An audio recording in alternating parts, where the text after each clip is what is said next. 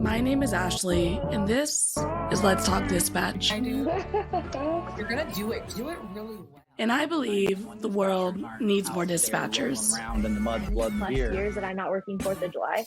4th of July. Saying community policing, right? What about community dispatching? So on this show, with the help of my guests, we will educate, empower, and support the heroes behind the headset.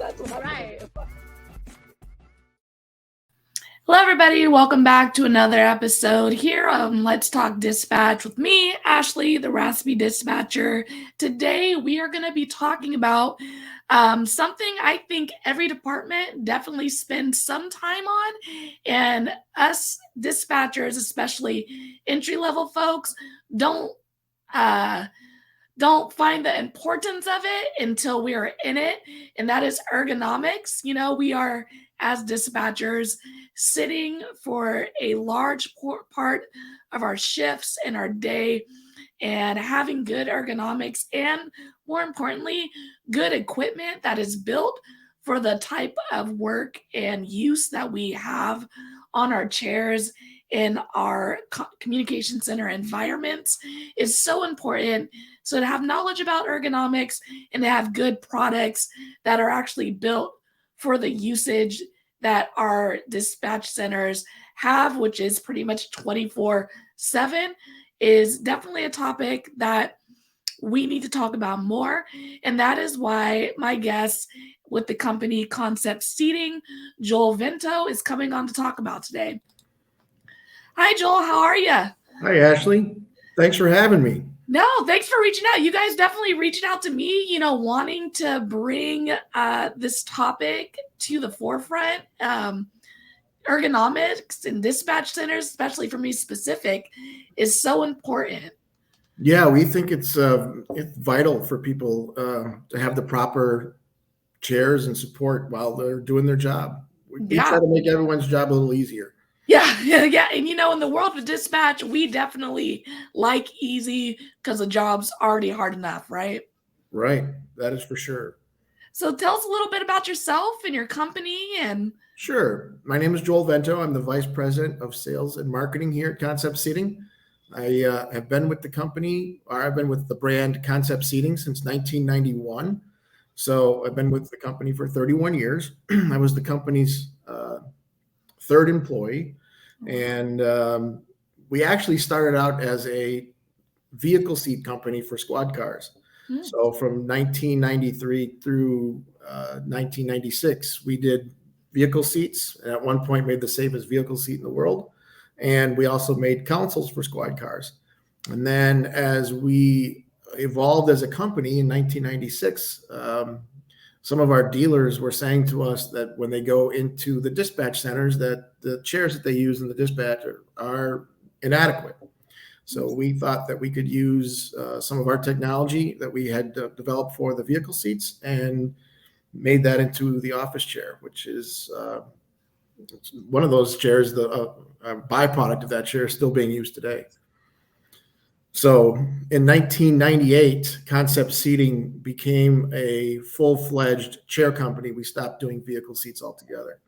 And we haven't looked back. And then since then, we have branched outside of public safety, and now we do chairs for the federal government, the FAA, a great deal for the FAA. We are in mass transportation, such as Amtrak and so forth.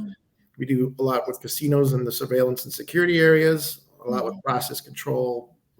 Any 24/7 type location is our niche. We don't make any normal office chairs. And it's so funny. And I think for people who are just getting into dispatching or shift work where you're working long hours, I don't think folks who aren't in this type of work really think about that. We just think about office chairs being office chairs, right? But like you mentioned, the 24/7 use is super important, because once I leave the seat, someone else is sitting there. Right. And when you're talking about a normal office chair and a person with a normal job, that person's not sitting in their chair even 8 hours a day, right? They're going to a meeting, they're going to lunch, they're doing all sorts of things. And then after they go home from work, no one's sitting in that chair until the very next day. So to have that chair in constant use is different, both from a user standpoint and also from a manufacturing standpoint. And the government recognizes that. And in the early 70s, actually came out with a specification for 24/7 use. And a lot of agencies don't realize it's there. Even federal government agencies don't always know that it's there.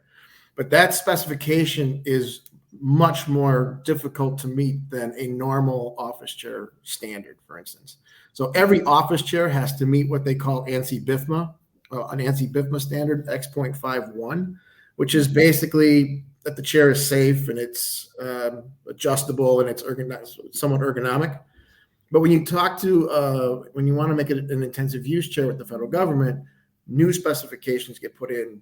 So for instance, if you have a cyclical back test where on an ANSI-BIFMA test, the cyclical back reclines 25,000 times with no weight in it.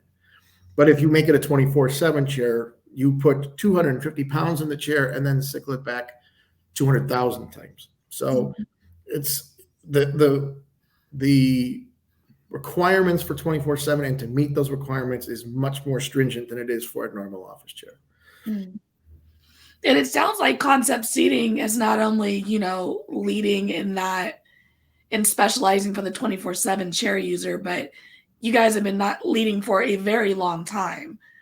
We have tried, yeah. When we made that leap from vehicle seats to office chairs, we really took into consideration what was important for dispatch, and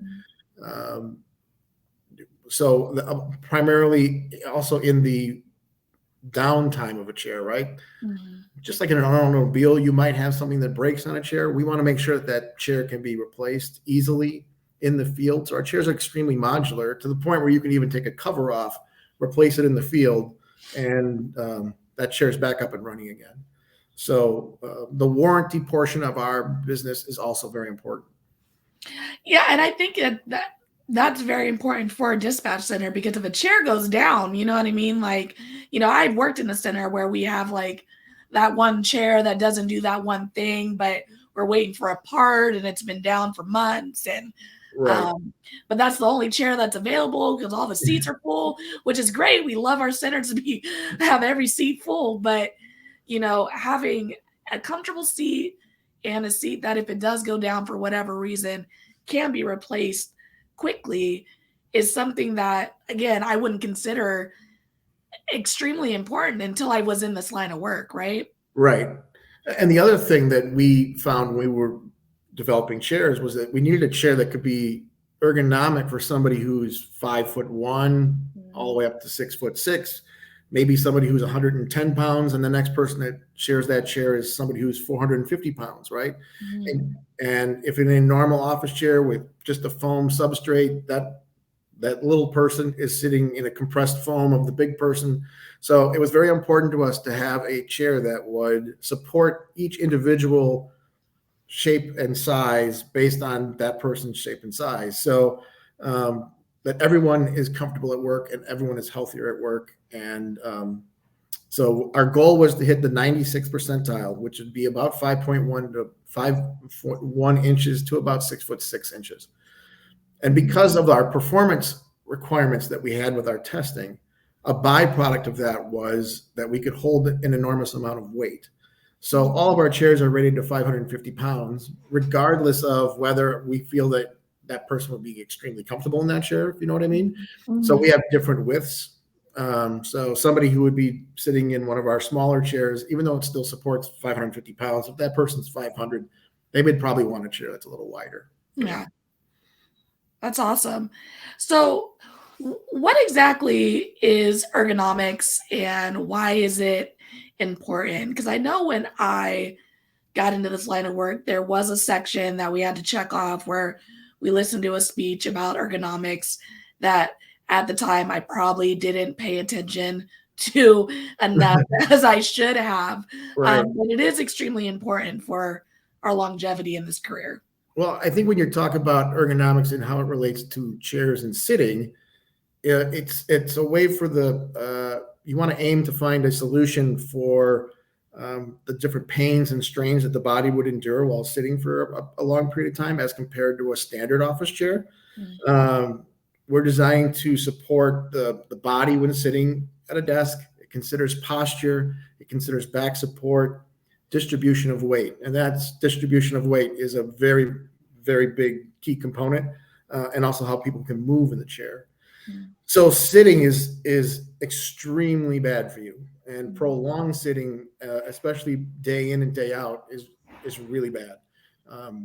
There's a lot of diseases that are associated with prolonged sitting, such as diabetes, circulation problems, high blood pressure, heart issues, digestive issues. So those are real issues, right? That people aren't probably aware, and you compound that with the high stress of being a dispatcher, it can be a very unhealthy occupation. So if you're sitting for 12 hours or 10 hours and you are not properly supported, if your weight is not being dissipated properly in the chair, you're going to have some health issues, most likely. So what happens is that if you sit in, for instance, let's say you sit in just a regular foam chair, and foam doesn't have dissipation weight, or it doesn't dissipate weight very, very, very much at all. So that constricts your blood and your oxygen through your lower extremities, and that makes things, when you start to fidget, that's because your body is trying to get into a position where you are relieving some of that pressure and getting some blood and oxygen to flow through. So if you can dissipate your weight evenly across the chair surface, you have better blood and circulation through your body, and it's a much healthier situation. Even that being said, somebody should get up every hour as much as they possibly can for 10 minutes. And, if they can do their job standing up for a couple minutes, that certainly makes the whole operation much healthier. Definitely. And I mean, the reality is that, the sedentary lifestyle that we have in our comm centers, we do need to be more vigilant of, like you were saying, the diseases that can come from that type of work, being seated for so long. But we definitely should be vigilant, and our centers should be equipped with seating and any other equipment that can help us reduce the risk to those things, right? I absolutely agree with that. I can't imagine having, we've heard I've actually heard directors say, I don't want my people too comfortable. And to me, that is staggering. I mean, how could you want to do your job and you're more worried about how you are fidgeting in your chair and you're uncomfortable? And to me, that would be not a very ideal work environment for me. Yeah, no, I completely agree. I mean, I definitely like us all, right? We can all do better. And I know my ergonomics can be terrible sometimes. My feet will be up, I'll be leaned back, I'll be typing out here, but which we want to get away from, right? But I think the bad ergonomics starts happening more when you're doing that fidgeting, as you mentioned, and you're kind of trying to find a comfort in a seat that might not be providing all the things that we're not even aware it's supposed to be providing us, right? Correct, right. And chairs are a very personal thing. What somebody finds comfortable, even though it might be it might be equally ergonomic, and the person just doesn't find it comfortable for their body shape. So, you got to do the best you can in finding what works best for you, and a center would have to do the best they can in trying to find a product or a chair that works for the most people as a whole. Yeah, and I was going to say, every center has so many different folks to try to make happy, right? Unfortunately, every center is not going to be able to order a specific chair for that dispatcher. So what would you say concept seating is trying to do to answer that problem of multiple people, different fancies, one chair? type of Sure. deal? So, like I said before, we really try to aim for targeting that fourth percentile female to the 96th percentile male, which is about 5'1" to 6'6". And in that situation, we wanted to dissipate the person's weight. We wanted enough adjustments that they can adjust it if they're smaller or if they're larger. That dissipation of weight allows us to do some other things. That we have seat sliders to make that more adjustable. We have lumbar support. We have in the back on most of our chairs that goes up and down. We have a headrest that can be used as a neck roll, a headrest, or be folded out of the way. We also make a bariatric chair for people who are up to 800 pounds, and we try to make that chair as similar to our other products in our family of chairs, so that somebody is not ostracized by using this huge, enormous chair and they feel out of place because they have to have a chair that looks like a love seat.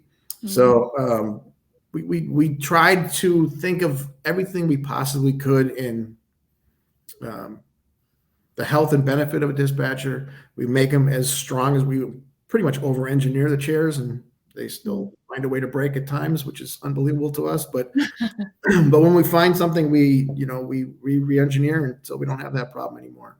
So we take our jobs very seriously and do the best we can in terms of providing a product that is safe and comfortable. That's awesome. Do you have any like tips and tricks to help a dispatcher or any individual really who is sitting for long periods of time to practice good ergonomics? Or well, I do see or hear or listen to when I go to trade shows and things, I hear a lot of people saying about sitting in cross-legged, if that's with their feet on the chairs. probably not the best way to do it. I would say use the chair ergonomically like it should. Don't sit on the front, hunched forward. Try to sit in the chair completely, and also get up every hour for 5 to 10 minutes and try to do your job standing up or something, so you get that blood and the oxygen flowing. I would say those are the top 3 things that I would say for staying healthy. Awesome. Especially if you're in a chair that's not really meant for dispatch. Yeah. And if someone's sitting cross-legged in one of the chairs like I got in my center, that I think that is a talent. I'm about to go to work and be like, can I get both my legs up? I don't know if I got the flexibility or I think that makes 2 of us. There's no way. I'm like, I don't know. That's great. So how can a center, work with you guys, get a sample, or, what does it look like for someone who's checking out your guys' chairs? What does that process look like? So we have sales rep groups throughout the country, and we have a very vast dealer network that goes throughout the country. So if you either call us at our 800 number, which is 800-892-5563, or you can reach out to us on our website, which is conceptseating.com. And there is a inquiry tab that you can fill out. It's a short little form that goes into our sales department, and then we would direct you to the correct people. And there are times when we have our reps or dealers bring chairs out to the people so that they can try. And sometimes we'll send some in and let them keep them for a couple of weeks so that they can test them on the job, because we think that that's important as well, that somebody can actually use the chair as it is intended and not just sit in a chair for 2 or 3 minutes and say, yep, that's the one for me. So we think that until you sit in a chair for a period of time and do your job, you'll know if it works for you or not.